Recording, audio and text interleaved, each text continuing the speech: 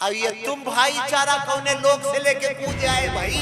रामायण तो नहीं कहती एक बूंद रंग का छींटा पड़ने पर एक बेचारे को दिल्ली में मार डाला तब हराम नहीं होता, और वही रंग का छींटा पड़ जाए तो एक बच्चे की गलती के कारण उसके बाप को या उसके चाचा को मार डालते हैं। अब इन्हीं में से आतंकवादी निकलते हैं।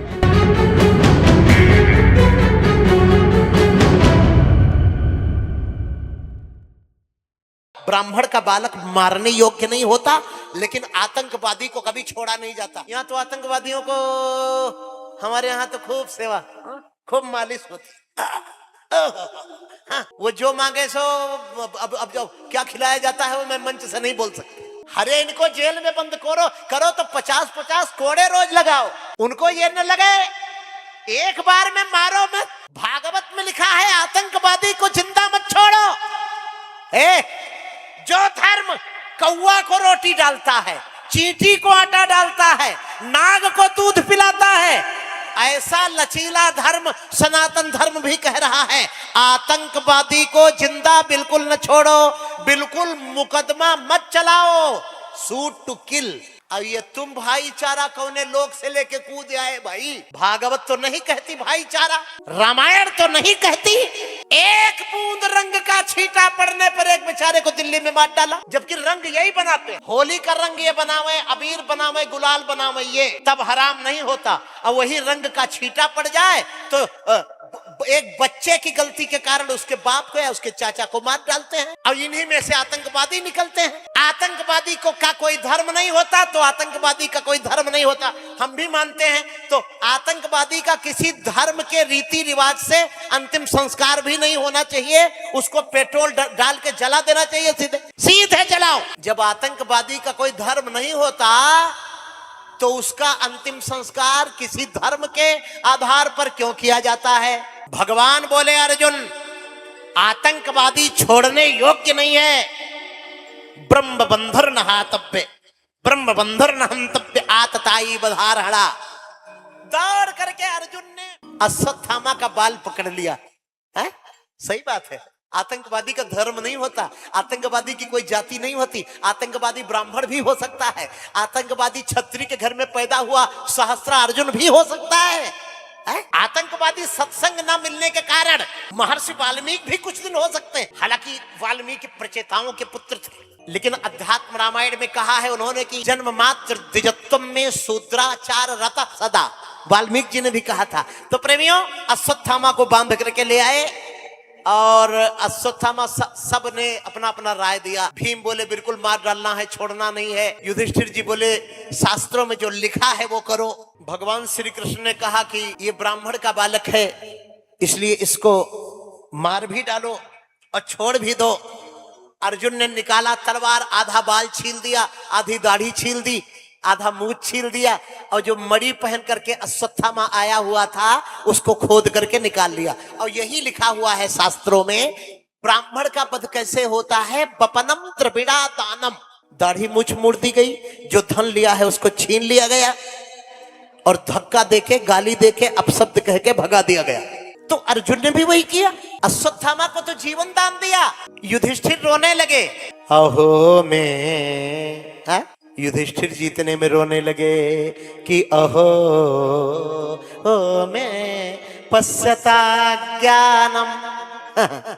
भगवान ने युधिष्ठिर को भी वरदान दिया, आशीर्वाद दिया, सब कुछ हो गया। भगवान द्वारिका जा रहे थे, इतने में एक बड़ी अद्भुत घटना घटी कि गंतुम कृतमतिर ब्रह्मन् द्वारकाम रथमास्थितः उपलेभे विधामन्ती मुत्तराम भय विह्वलाम पाहि पाहि महायोगिन देव देव जगतपते नान्यम तद भयम पश्येयत्र मृत्युः परस्परम अभिद्रवति मामी से। भागवत में 2-3 श्लोकों में बहुत बढ़िया लिखा है, अभिद्रवति मामी से सलस्ताप्ताय सो विभो कामम दहतु माम नाथ मामे गर्भो निपातताम। बोल वृंदावन बिहारी लाल की।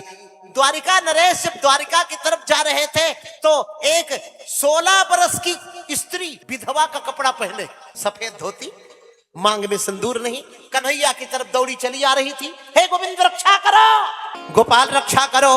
गंतुम कृतमतिर ब्रह्मन् द्वारकाम रथमास्थितः उपलेभे विधावन्ती मुत्तराम भय विह्वलाम पाहि पाहि महायोगिन देव देव जगतपते नान्यम तद्भयम पश्ये यत्र मृत्यु परस्परम अविद्रवति मामीशे सरस्ताप्तायसो विभो कामम धातु मामनाथ।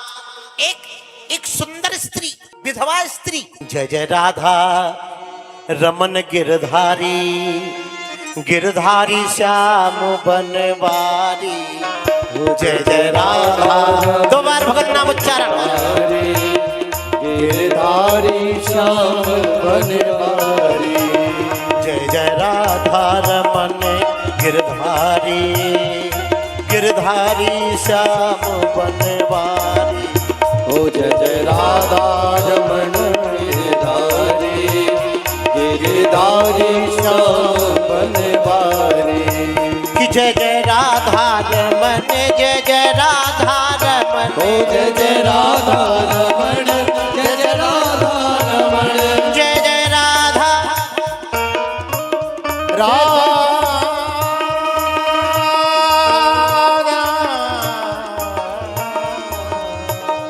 जय जय राधा हरे। जय जय राधा रमन गिरधारी, राधा रमन गिरधारी, गिरधारी श्याम बनवारी, ओ जय जय राधा रमन गिरधारी, ओ गिरधारी श्याम बनवारी।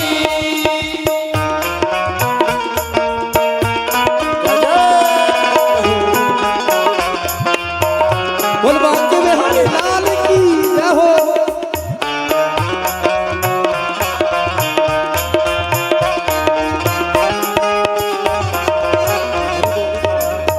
द्वारिकाधीश अपने द्वारिका की तरफ जा रहे थे तो एक सुंदर स्त्री विधवा 16 वर्ष की, अरे द्वारिकाधीश किसके सामने चिल्लाओगे भैया बताओ? इस बस्ती में हमारे आंसू कौन पोंछेगा, क्योंकि यहाँ पे तो सबके दामन गीले लगते हैं। कोई चिल्लाने लायक नहीं है, किसी के सामने रोने लायक नहीं है। और जो पोजीशन, जो स्थिति उस नारी के सामने थी, पीछे लोहे का बाण आग उगलता हुआ चला रहा है, अब आगे आगे वो सुन चक्रव्यूह के 9वें द्वार में मारे गए अभिमन्यु की विधवा पत्नी। भगवान बोले बेटी तू चिंता मत कर, तू अपने मन में मात्र भाव ला। भगवान अपने रथ से कूदे और अंगूठे के बराबर रूप बना करके उत्तरा के गर्भ में प्रवेश कर गए। भागवत में लिखा है अंगुष्ठ मात्रम, अरे मोर मुकुट मकराकृत कुंडल हाथ में गदा लिए श्री भगवान कृष्ण अंगूठे के बराबर रूप धारण करके गर्भ में जो बच्चा पड़ा है ना उसके चारों तरफ धारण करके, गर्भ में जो बच्चा पड़ा है ना उसके चारों तरफ जोर से गदा घुमाने लगे। ब्रह्मास्त्र से हालांकि किसी की रक्षा नहीं हो सकती, लेकिन जब ब्रह्म ही सामने खड़ा हो तो आग उगलता हुआ वो ब्रह्मास्त्र पीछे की तरफ लौट गया और भगवान जब बाहर निकले और वो गर्भ के बच्चे ने भगवान का दर्शन पा लिया। ये कोई साधारण बात है क्या है? सांप के काटने से 7वें दिन में वो मुक्त हो गया, ये कोई आश्चर्य की बात नहीं है। धर्मराज युधिष्ठिर के परिवार में उसका जन्म हुआ है, ये भी कोई आश्चर्य की बात नहीं है। सुखदेव स्वामी उसको कथा सुनाएंगे गंगा के किनारे, ये भी कोई आश्चर्य की बात नहीं है। आश्चर्य की बात तो यह है कि दुनिया में जन्म हुआ है बाद में, लेकिन माँ के गर्भ में भगवान का दर्शन पहले ही हो गया है। बोलो वृंदावन बिहारी लाल की। जन्म दुनिया में बाद में हुआ और माँ के गर्भ में पहले, और हम आप तो रगड़ते रह जाते हैं। मनुष्य शरीर मिला, भगवान ने दया करके दिया। कबहू ककरी करो नानर दे, कबहू ककरी, कभी करुणा हुई भगवान को,